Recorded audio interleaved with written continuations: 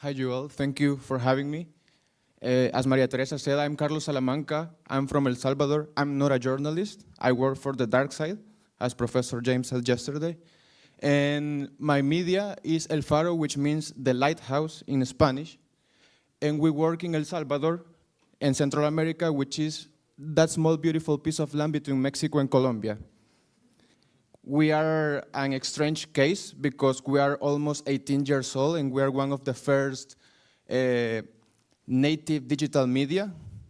We were even born before Google, and that's very strange. We wish we were as profitable as them. This is our site, it's elfaro.net. We also produce a radio program to discuss the main information we publish in the site.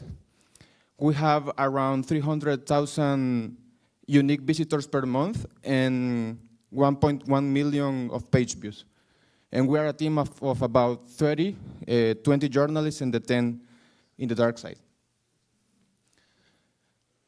The experience that I wanted to share to you is a crowdfunding campaign we made last year that it was called Excavación Ciudadana, which in English will be like civic excavation. We made it for 30 days last October, and the problem that we were trying to solve, and we're still trying to solve, is that mostly of our income comes from grants. Almost 70 to 75% comes from grants, and that makes us very dependent. So we found out and conclude that the involvement of the audience is very important for independent media to achieve sustainability. So we designed this campaign, which the concept was about our audience. We created a microsite that gave the opportunity to our audience to give us since $1 and tell us which are the main coverage access that we do worries them the most. We have corruption, impunity, inequality, migration, and violence. So people was able to give us money through the microsite since $1. To make it viral, we made some videos. We literally dug in different locations, different words. This is, for example, corruption. We made a big word and didn't finish it. The last two letters aren't dug because the logic of the campaign was that our audience had the opportunity to let us go deeper.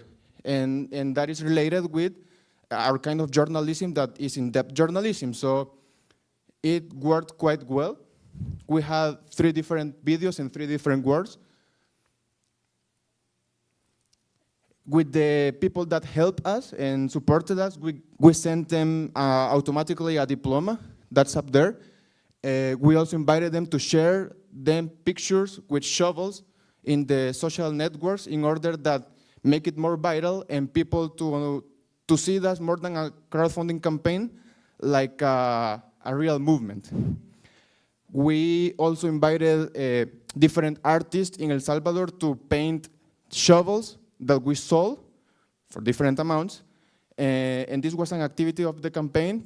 We sold them as piece of art, and it was a success. And we also made interventions in public spaces. That word, for example, is violence, where she was jogging, and saw the big word, dog, and joined the campaign. And finally, we learned 3 specific lessons with this experience.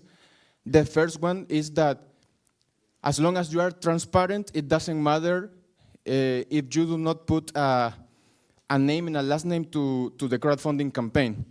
That was one of our fears because we didn't destinate the money for a specific project because we needed the money to survive and do our core work.